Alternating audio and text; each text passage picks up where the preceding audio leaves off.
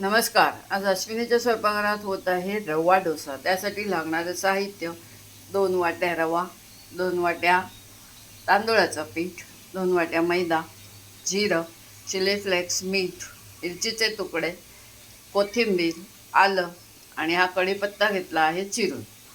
टोमॅटोची चटणी करायची आहे. त्यासाठी 3 टोमॅटो, मिरच्या, कांदे घालायचे आहेत चिरून. आपण हा कांदा चिरून घ्यायचा आहे आणि तो रवा डोस्यात घालायचा आहे. कोथिंबीर. आता पहिले सगळं आपण रवा, तांदूळाचं पीठ आणि मैदा एकत्र कालवून घेऊया. ते साधारण 15 ते 20 मिनटं भिजायला ठेवायचं आहे. हे पहा, आपण जी सर्व पिठं घेतली ती आता भिजवून घेतलेली आहेत. हे एक 15 ते 20 मिनटं आपण भिजायला ठेवूया आणि मग सर्व साहित्य घालून रवा डोसा करूया. टोमॅटोची चटणी करायची आहे. तेल तापलं आहे, जिरं घातलं आहे, टोमॅटो ठेवून घेतले आहेत, थोडासा कांदा, मिरची आणि लसूण असं हे आपल्याला ह्याच्यात आता फ्राय करायचं आहे. आपण हा टोमॅटो शिजण्यासाठी 1-2 मिनटं झाकण ठेवून घेऊया. हे पहा, टोमॅटो, लसूण, कांदा आणि मिरची, शेंगदाणे मी थोडेसे माझ्याकडे आहेत म्हणून मी घातले आहेत. ऑप्शनल आहे, तुम्हाला हवा असल्यासच घालायचे. मोठा गॅस करून हे थोडं परतून घेतलं आहे.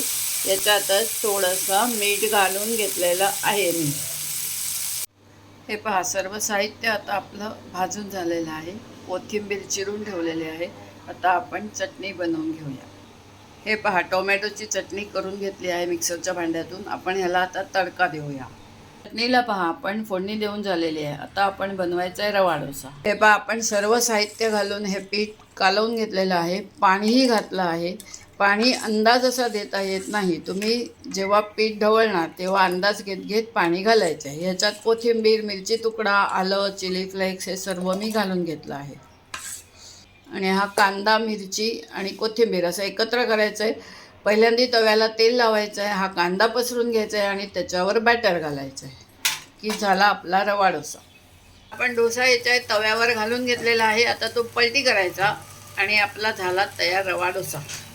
हा बघा, आपला रवा डोसा आता आपण सोडवून घेत आहोत आणि आता तो पलटी करायचा आहे.